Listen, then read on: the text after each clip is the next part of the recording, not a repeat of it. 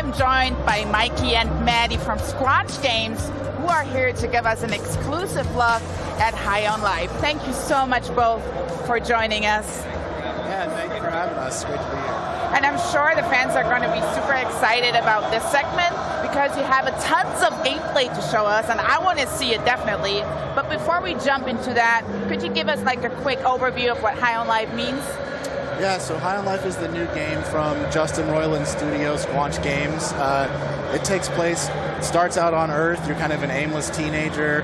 You don't really know where you're going with your life. Aliens show up. They discover that humans are the best drugs in the universe, and you pair up with a talking gun that you find to sort of stop them from ending your species, basically.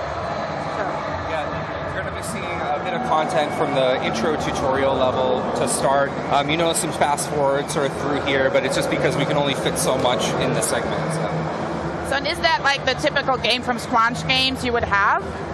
Yeah, so we kind of have weird games. Like, we kind of found each other. We like making weird stuff. We all love comedy. We all love weird sci-fi. So it really is right in our wheelhouse. It's just a leveled up version of things we've done in the past.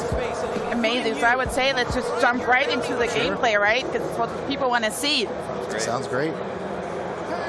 Nice house you got here. Real ritzy. Way better than my bench. Oh, wow. You really made yourself at home, huh? Oh, there you are. Who's this weirdo, and why is he setting up a huge alien computer in our living room? Okay. First of all, that alien computer is a very expensive and surprisingly operational Bounty 5000. So, you're welcome. A what 5000? I've got just the thing. A small-time local gangster by the name of Nine Torg. She took my favorite knife. She's got an operation out in the slums. Maybe you kill her and get my knife back. Then we'll talk. Maybe take you out to Glumpy's to celebrate. All right, so we just head out to the slums? No, moron. You gotta use the Bounty 5000 to initiate a bounty. That's what I went through all the trouble of setting it up for.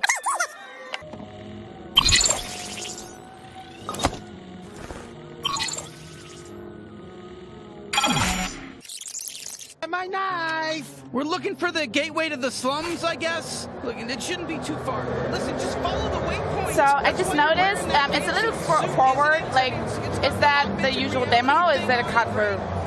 Yeah, are you talking about fast forward? Yeah, fast forward. So we're actually showing the full demo here to pass behind closed doors, but for the purposes of this video, we're just sort of fast forwarding to make time. Understand. And the family was at my house. Where do I live in there? Is that my family? Yeah. So early on in the game, Kenny gives you the ability to teleport your entire house to escape from the cartel. So when you teleport your house, your sister's in the house, so you kind of bring her with you, and she's not too happy about that at first. And the other guy you see in there, that's Gene. He's a legendary bounty hunter, at least he was legendary bounty hunter, kind of fell on hard times, and he's homeless, and he sees this opportunity as a way to sort of get your house. So he's like, I'll train you if you let me crash on your couch. If you die, I get to keep the house, basically. And so he's really, in the beginning, he's really hoping you die. Understood. Yeah, the house is sort of your main hub, and then you have the rest of Bloom City for side content, NPCs, lots of good stuff. Well, look what we got here. Fresh meat. Hey there, Fresh Meat. Welcome to the slums, Fresh Meat. Oh boy, here we go. Kid. What's wrong, Fresh Meat? You scared of a little kid? Yeah, I'm a little kid. Look at me. Look at me. I'm sorry. This is annoying. What's this all about? Well, honestly, he's just supposed to be annoying, basically. So we implemented this patented Squanch shove tech, basically, where characters get in your face and push you around. It's such a funny little mechanic, and he's one of the first characters you encounter that's doing this to you. And he's really pressuring you to shoot him, but you don't have to. You can skip it. Yeah, you meet his mom later, and he's actually 30. So, okay. Yeah. Okay, so not really technically. You're not killing kids, and it's your choice. Okay.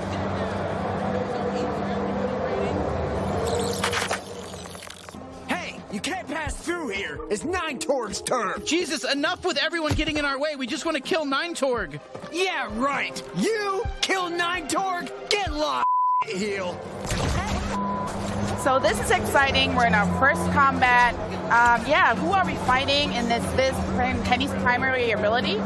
Yeah, so this is the first time you're really getting to use Kenny, and these aren't the main enemies you're fighting. These are sort of a lower level set of goons, and they actually think they're the strongest enemies in the game, but they find out by the end of this mission that they're really not, and they're just the ones in the first level. It's really funny. It's a really funny sequence. And for Kenny, you're seeing basically his primary fire right now. This is early in the game, so you're learning how to use them. But throughout the game, he'll get alternate abilities. Each gun kind of has 3 modes. One of them is always going to affect traversal. And then on top of that, there's mods for each gun.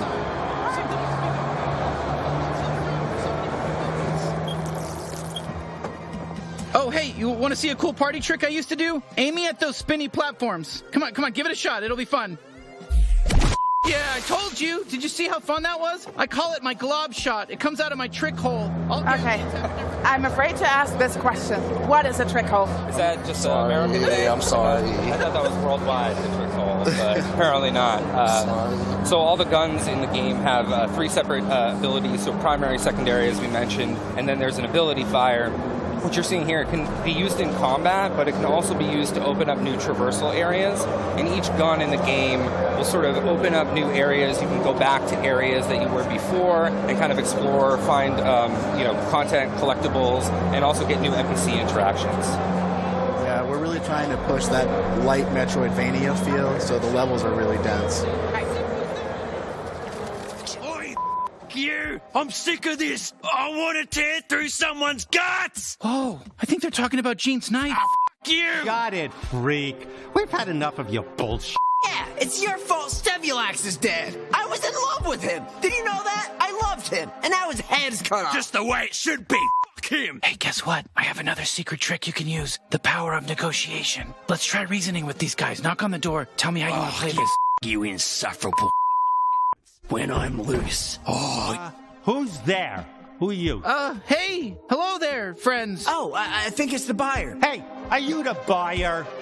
No, I'm just here to do my laundry. It's even clean. I'm a laundry head. Can't stop washing stuff over here. Hey, this room's off limits. Everything you need is in the front. Get out of here. Good luck with your laundry.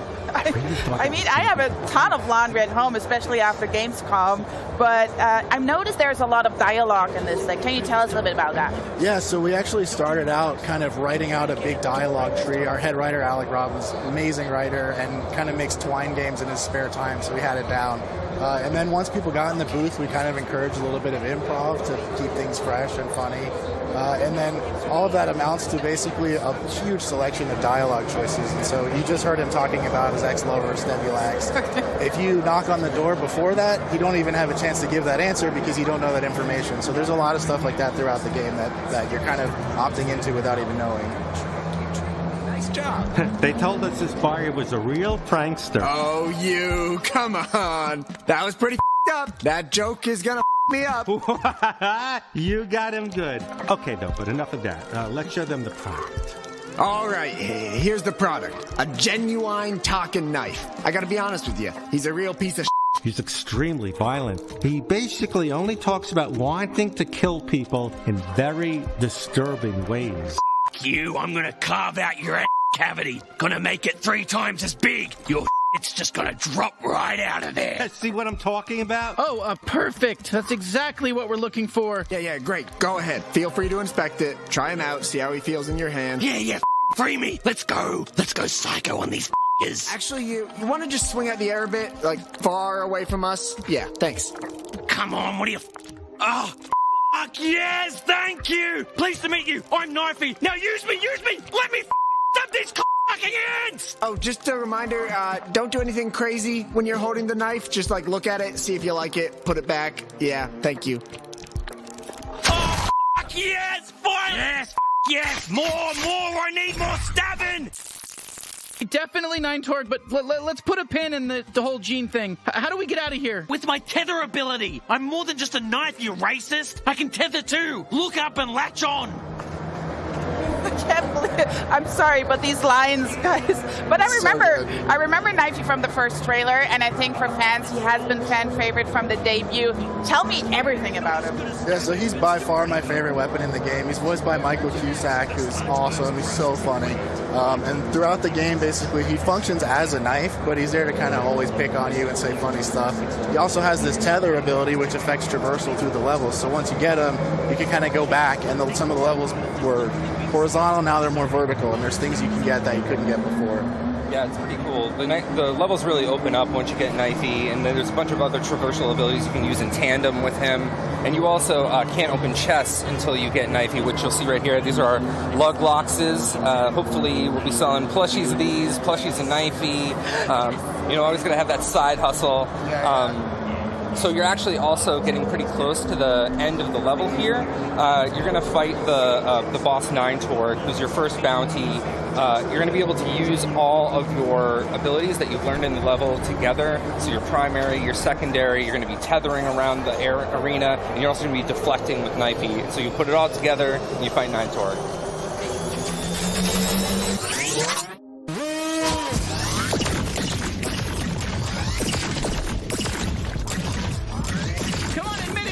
We're hurting you! No! F*** you! That was cool!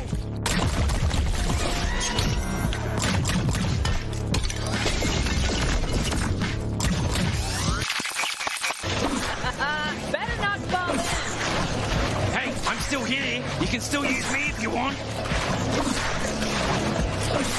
I can deflect attacks. Did you know that? I'm not just all about stabbing. Well, I'm mostly all about stabbing and tethering, but I can also deflect attacks. I'll slice them the gap. I'll cut their heads off. I'll rip their limbs off. Do everything. Oh, I'm gonna cut right into them. I'll cut their asshole off and eat it. You know, this slug matches your toxic personality. That was a good one.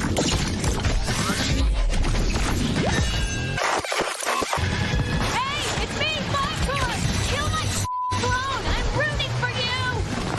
Oh, incoming laser! Laser just for you! I'm taking you with me!